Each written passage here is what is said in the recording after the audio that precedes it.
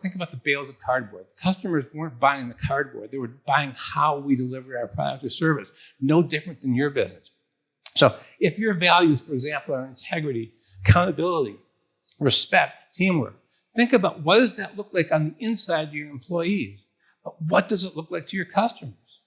Now, I don't know about you, but I've had vendors lie to me about a service issue. I can deal with service issues all day long. I can understand that things don't go as planned. You lie to me, we're done. And I believe that's probably how you think with your vendors, and that's probably how most customers think about the service you deliver. Accountability. How many times have you tried to get something fixed, let's say with the phone company or the cable company? Not my department, transfer. Not my department, transfer. It's frustrating when your employees don't show accountability.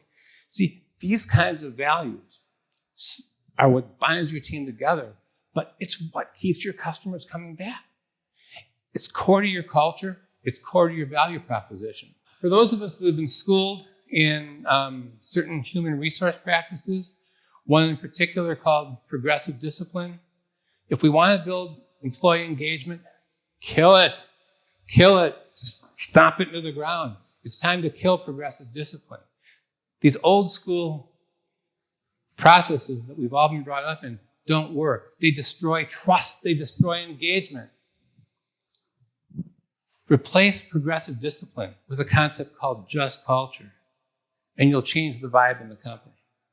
The way that most of us were taught is this. You've been trained.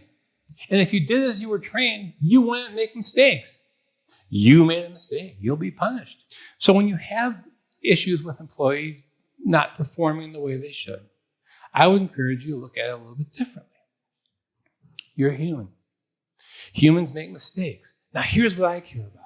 And here's where judgment comes in. I can't write this into a handbook. This is your judgment. Was it an honest mistake or was it reckless behavior?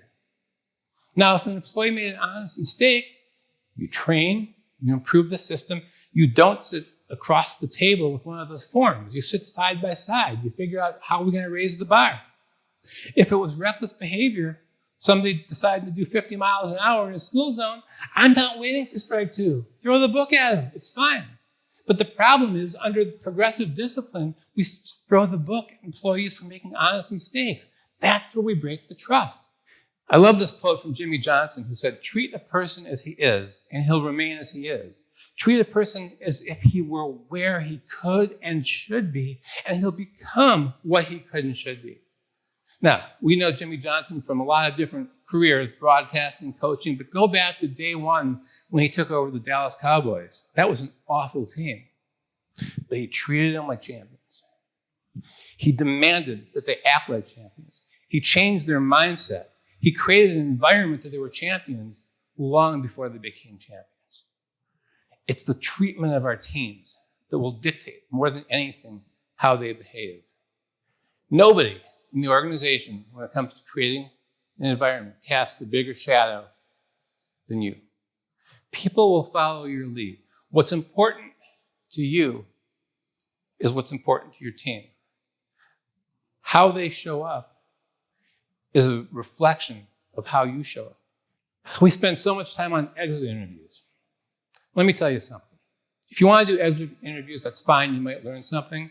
But a lot of times, if you bring me to an exit interview, I'm going to tell you what you want to hear to get me the heck out of your office. It's too late. The bridge is burned. Focus on building the bridges, not the burned bridges. Spend your time saying hello, not goodbye. People look at you, the outside, they look at your company, they look at it growing and say, how do they deliver such a great client experience? It's not because you have better equipment, better computers, better handbooks. It's probably because of the core strength of your team. It's the effort you're already putting in on engagement.